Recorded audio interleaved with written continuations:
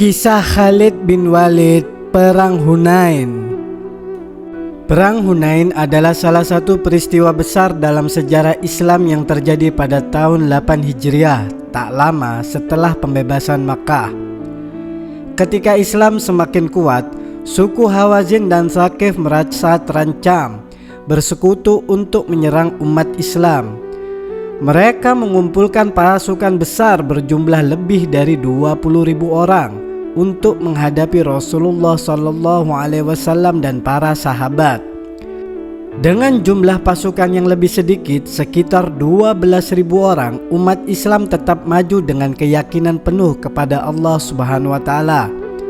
Dalam pertempuran ini, Khalid bin Walid, panglima perang yang mendapat gelar Saifullah atau pedang Allah, memainkan peran penting dalam membalikkan keadaan dan membawa kemenangan bagi kaum muslimin.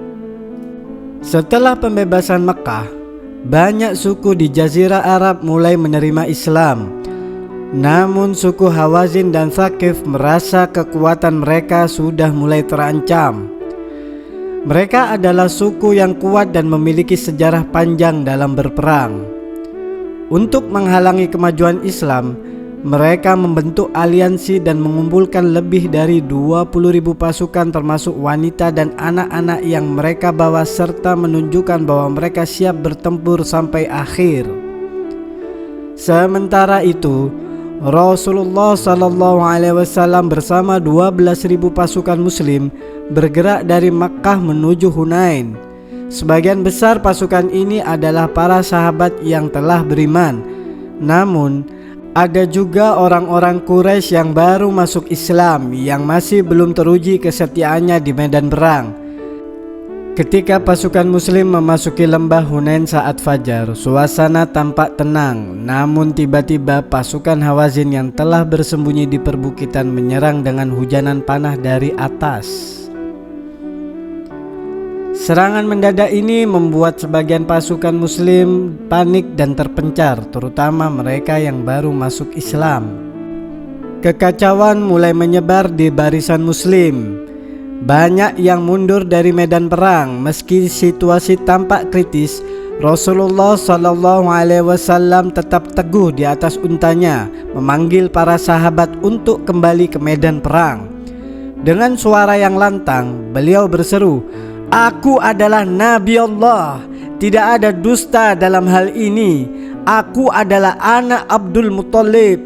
Seruan ini membangkitkan semangat para sahabat untuk bangkit dan menghadapi musuh lagi. Di tengah kekacauan, Khalid bin Walid tampil sebagai sosok yang sigap dan tegas.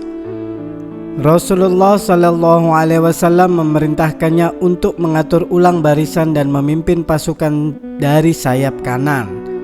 Dengan kecerdasan dan strateginya, Khalid berhasil mengarahkan kelompok kecil prajurit muslim untuk menyerang balik pasukan Hawazin yang berada di atas bukit. Dengan serangan yang cepat dan terkoordinasi, ia memukul mundur musuh, memberi ruang bagi pasukan muslim lainnya untuk kembali posisi mereka.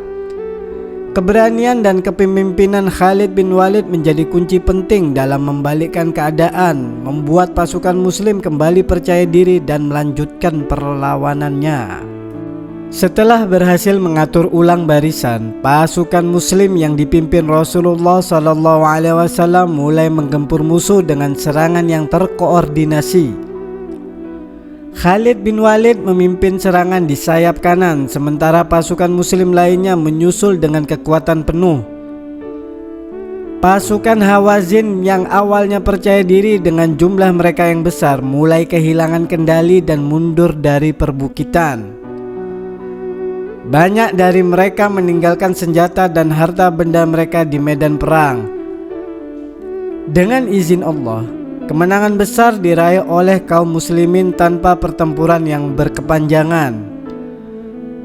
Hikmah dari perang Hunain bukan hanya tentang kemenangan di medan perang, tetapi juga pelajaran berharga bagi umat muslim. Di awal pertempuran, pasukan Hunain sempat lengah karena merasa percaya diri dengan jumlah mereka yang besar.